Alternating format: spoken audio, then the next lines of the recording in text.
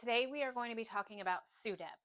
Sudep is a very difficult conversation to have, if you have epilepsy or you're caring for a loved one who has epilepsy. So you may want to skip this video because it includes conversations about death associated with epilepsy. I had not heard that term until Cameron Boyce passed away, and it was talked about in the news. And I was diagnosed with epilepsy 20 years ago, and I had never heard that. So I want to talk about it, especially to people who have epilepsy, so we all can understand and know how to prepare and how to hopefully prevent that. It was very scary for me to think about because most of my tonic-clonic or grand mal seizures happened at night. I had nocturnal seizures. So nocturnal seizures are already dangerous. If you do not know that it's happening and you're in a bed and alone, that is a time when someone can be injured. Pillows, if they're covering the airway, falling off the bed, what have you. Anyone, lots of things can happen. So if a person is sleeping alone, that already can be dangerous. Sudep, a lot of the cases that I've heard, the person was controlled with medication and so felt safe to sleep alone. And I fortunately have someone sleeping next to me each night. I'm married, and I always have since the first time I had a tonic-clonic seizure. I was diagnosed at 26 years old when I was pregnant with my son and had already been married.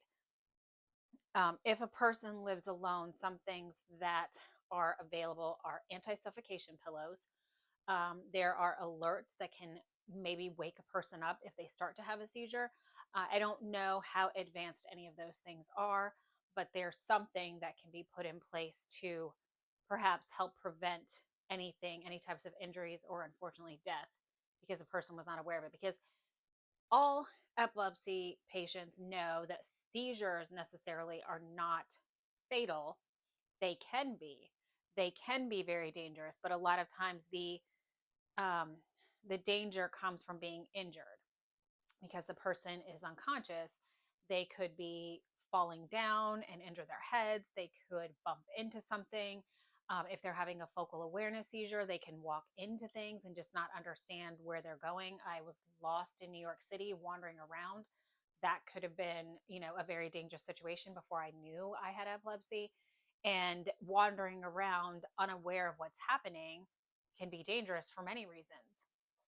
But Sudep, in and of itself, happening, when a person's alone, there really isn't a ton of research with it. There isn't a ton known about it, and I would imagine I'm not in the medical field. I would imagine that is because what research can you do? I don't know how. You can't predict it. It's not super common, but it is common enough that we all should be aware of it and be looking out for it and understand that it is a possibility. Because I wish that I had known that sooner. When I learned about Sudep, it was a huge weight, though. I had always been told that if I had somebody watching me, preventing me from injury, that I could likely be okay. My seizures were not repetitive. I would have one seizure and then that would be it, except for the days that I was in labor.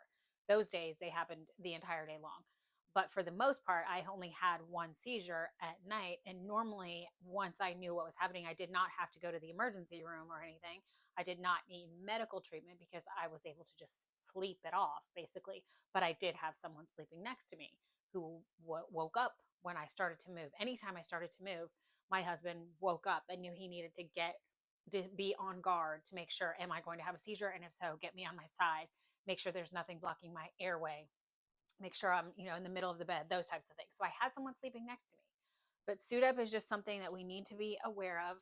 Look into those tools that are available. There's information out there of what types of things can help prevent it, but we don't know enough about it to say 100% of the time one person based on their type of epilepsy is not susceptible to it. So I wanted to just put that out there. Sudep is something that we need to talk about more often. Epilepsy awareness is needed from all types of angles, but Sudep in particular really needs more information available, especially for people who have epilepsy, because a lot of us don't even know what it is or what causes it. I think no one knows what causes it. That's why it has the word unexplained in it.